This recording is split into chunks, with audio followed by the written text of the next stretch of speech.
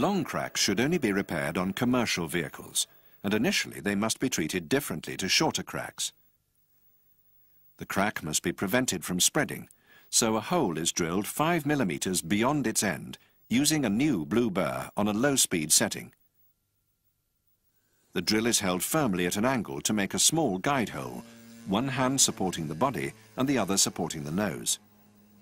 The drill is then held at a right angle to the screen, and light to firm pressure is applied to prevent the burr tip vibrating in the guide hole.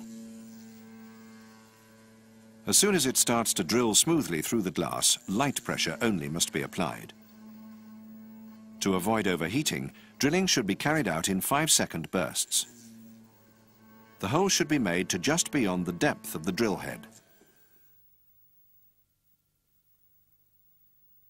The burr is then changed to a 1.6 millimeter yellow burr, and the hole is enlarged, but again it should be no deeper than just beyond the drill head. If at any time a burr stops cutting effectively, it is blunt and must be changed to avoid seriously damaging the screen. The crack punch is inserted into the hole and given a tap with the wooden punch striker. This should produce a small bullseye. If it doesn't, the drilling and punching operation can be repeated up to twice more, drilling a little deeper each time, but taking care not to drill into the polyvinyl bonding layer.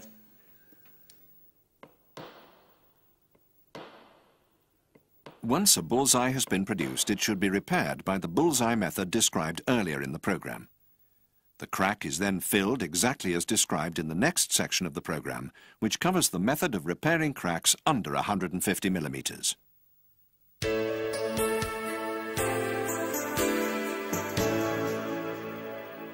On cars, only cracks of up to 150 millimeters should be repaired. The screen is cleaned, paying particular attention to the crack area. A dirty crack can never be made invisible.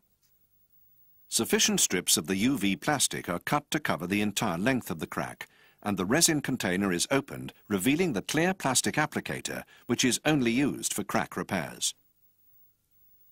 The UV plastic is peeled back and a drop of resin is applied to the lowest point of the crack. The resin penetrates the damage and capillary action causes it to creep up the crack, allowing any air to escape ahead of it. As this happens, the portion of the crack penetrated by the resin is covered by the UV plastic. Another drop of resin is then applied 5 millimeters up the crack from the previous one. This operation is continued until the resin has been applied all along the crack, leaving time between each drop for the capillary action to be effective. The resin is cured with the UV lamp, starting from the bottom of the crack. Every 5 minutes, the lamp is moved further up until all the resin in the crack has been cured.